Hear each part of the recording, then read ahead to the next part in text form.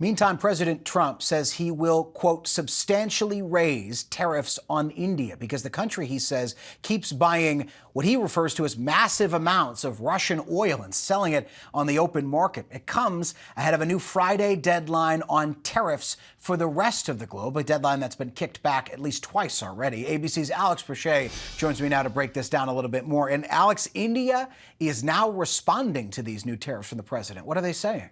Yeah, they're responding to that 25% tariff that the president announced last week and also his threats today to increase those tariffs specifically because of India's reliance on Russian oil. The president targeting Russia and India because he's grown increasingly frustrated with Vladimir Putin and a lack of a ceasefire deal with Ukraine. But India's response here, it's a pretty detailed 6-point response where they say that they began essentially importing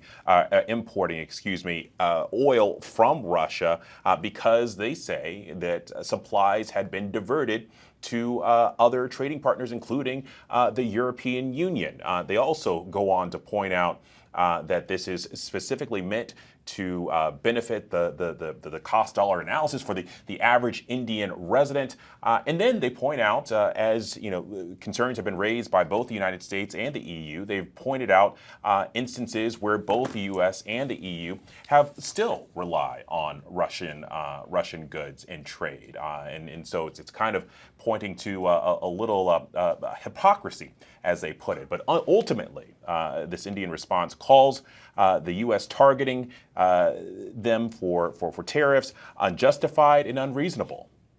So, Alex, last Friday, this laundry list of tariffs on 70 or so countries was set to go into place. This is a deadline that had already been pushed back twice before that. Then we heard on Friday, well, actually, these tariffs are going to snap into place not last Friday, but this coming Friday because they have to do some logistical moves to actually get the tariffs prepared to be enacted. So what's going to happen on Friday now? What are we at least expecting?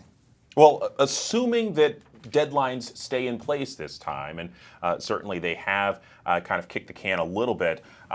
Look, we're looking at a massive swath of some 70 countries that are in the process of making deals according to the administration, and a lot of these are major trade partners. You think about 50% tariffs on Brazil, 39% tariffs on Swiss goods, 35% tariffs on Canadian goods not protected by the USMCA. This is something that could have drastic impact on American consumers. We've heard a lot of big box retailers say that those tariff prices are going to be passed on to the consumer.